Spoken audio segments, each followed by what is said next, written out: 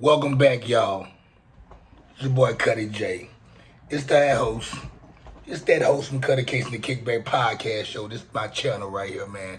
I'm about to run into y'all a little bit, man, about a little sports cast that took place yesterday, man. We're gonna talk about the Devontae Davis versus Garcia fight, which is really the highlight of this video, and we're gonna talk about my 76ers sweeping the Brooklyn Nets.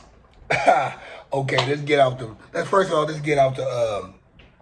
Davis and the Garcia fight. Let's go down memory lane.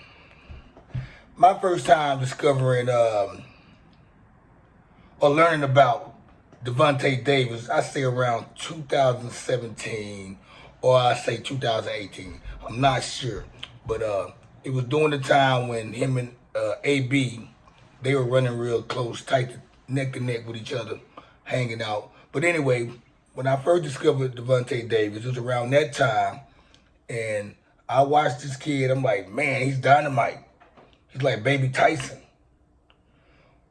As much as I started watching him, later on down the line, I eventually learned about Garcia.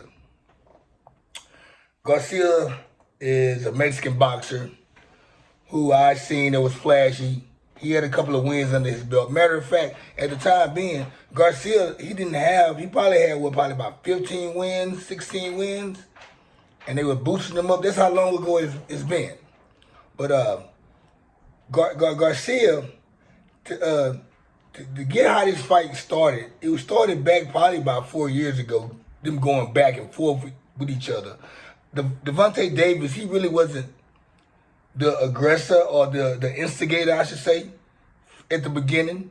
And it was more of Garcia, like ton, bickering, and all that, that goes with the whole plate at Davis. Davis was like brushing him off, like, let's get it in, forget all that. But Garcia needed to get fights under his belt to get to Tank.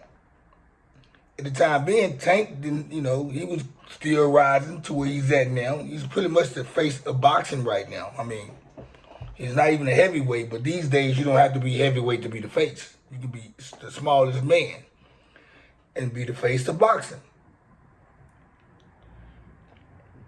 Let's fast forward to 2023. Let's go back to 2022 maybe. The stick is flipped over. Davis is the instigator. He's the aggressor. He's the one, going at Garcia like, let's get it. They showed a video of him and some YouTube dude FaceTime and Garcia going in it to my, betting the whole bag, the whole purse, which they end up not doing. He ended up giving Garcia. He said Garcia can keep the money. Fights coming up. Everybody, you got a black American fighter from Baltimore. You have a Mexican American fighter, Garcia. I don't know where he's from. But there you go. The line is divided. It's sides getting picked. You got, of course, the black people or people that know boxing are going for Davis. And, of course, all the Latinos and Spanish people are going for Garcia. I even had a Mexican homeboy.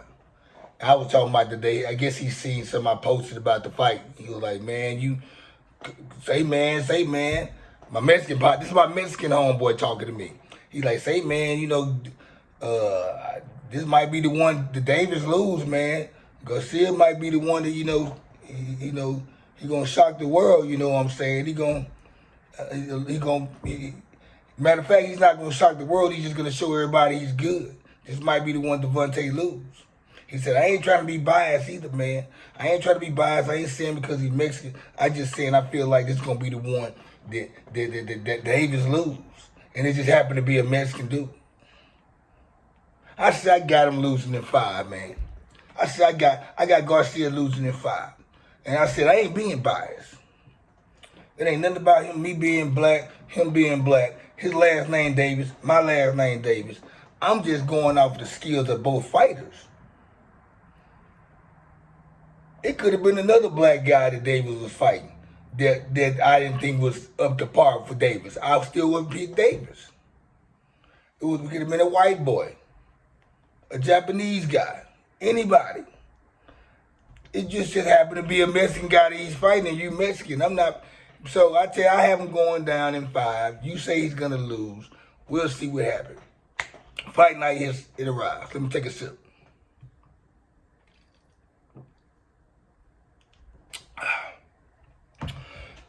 That's really good right there, man. I ate breakfast, man. I had a good breakfast this morning. I had the eggs, the sausage, the Jimmy Dean sausage, you know what I'm saying? And I had some bacon going, Oscar Mayer, and some toast. You know, got a little full, you know, I'm a little full. And I had to fire up before I did this video. I said I got to fire up, man. Fix me a little drink, you know, and fire up. But let's go back to fight night, y'all. Fight night. I was too busy to watch the fight. I wasn't even, I think I was like, I had it on. I'm like looking at this and I'm looking at that and I'm, you know, tending to the kids. It's like I had a lot going on. So I really wasn't watching the fight. I had people updating me. But I heard it was like 3rd round, 2nd round. Oh, he knocked him out already.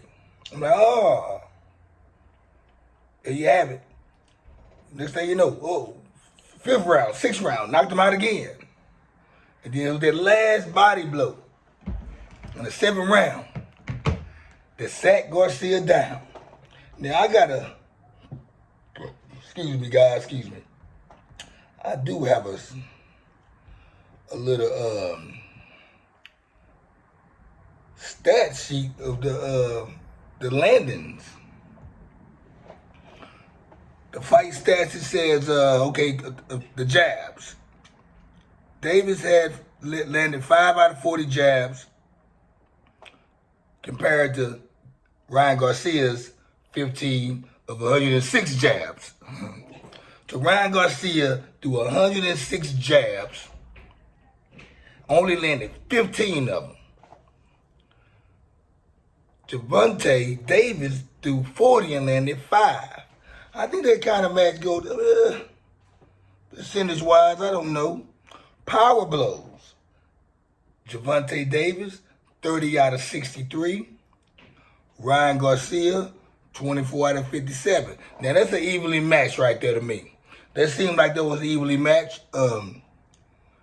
Yeah, that was an evenly matched as far as power blows. I just think, as everybody knows, Davis's power blows, you know, made him sit down. So we got a total of 35 out of 103, which is Davis, gives a 39 of 163. Now, that's where the big mistake is at right there. That's where the big margin of spreads. That's where it spreads right there. Then you see where the damage was did at. Not only that, body shots. Gervonta Davis, 18 body shots. Ryan Garcia, 7 body shots. Ding, ding, ding, TKO. Gervonta Davis won like I said he would. Also, like I said, my 76 was going to win the first round, but I told y'all in that video that it was going to be 4-1, and Mikal Bridges was going to have a game where he showed out, and he had a couple of games where he did his thing, but it just wasn't enough. We closed the series out last night without Embiid. Shout out to Tyrese Maxey, stepping up. Matter of fact, what's the boy name? Melton, number 8. Whatever his name, Melton, DeAnthony Melton. We got him from, I think we got him from the Grizzlies. He played with the Grizzlies last year.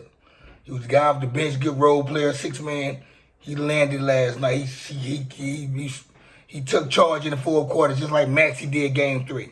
So we pulled the broom out last night against the Nets. Now we face the Boston Celtics, which I'm thinking, I'm going to say the Boston Celtics. I don't see Atlanta Hawks beating the Boston Celtics. And to be honest, Boston Celtics are the only team that scares me in the East. I'm not afraid of Milwaukee. I don't even think Milwaukee got it tough right now. I see the Heat beating Milwaukee and the Heat getting beat by somebody else, you know, the next round. We might be going against the Heat in the finals. If we make it, if we get past the Celtics, we're going to be playing against Miami Heat in the finals. I said that, y'all. I said that. Or I take that back. Either somebody out of Cleveland or the Knicks. And then we get like a week to rest, at least till we play somebody. We have a whole week. We need that rest. Y'all know that. Only thing we going against right now is injuries. Only thing can beat us right now is injuries. 76ers, we know that. By the way, shout out to my boy Milton Brown for the affiliated shirt. And also shout out to Crazy Liquid. Y'all hit that subscribe button too, man. But yeah, man, it's the only team that I'm probably afraid of. The Boston Celtics. They the only one that the Boston Celtics been having our number for years. No matter who's on their squad. Had our numbers for years. And like, we had Al Horford that year, right? We got him off of them big trades and all that. He came and played with us. He didn't do dilly squat. Went back to Boston, and like he never left the system. Like his numbers got back right, and he's older. He's like almost 40 years old. So I guess it's Sunday, man, and we fixing to. I'm about to see what the Lakers about to do with these Grizzlies. I mean, she was gonna go down with that. I think is that tonight? Let me see. Let me make sure. I don't want to. Let me make sure we're okay. NBA games. Let's go to this. NBA games today. Who we got today? Okay, we got the Kings at the Warriors at 2:30. Cavaliers at the Knicks at 12. They about to play now at 12. So I think I'm about to watch that game. The Celtics and the Hawks at 6. And Nuggets and Timberwolves at 8:30. Okay. Oh, so the Lakers play tomorrow. I was looking forward to watch them, but I must miss that last game. But anyway, it's your boy Cuddy J. I'm out like a fat kid in dodgeball. Holla at y'all.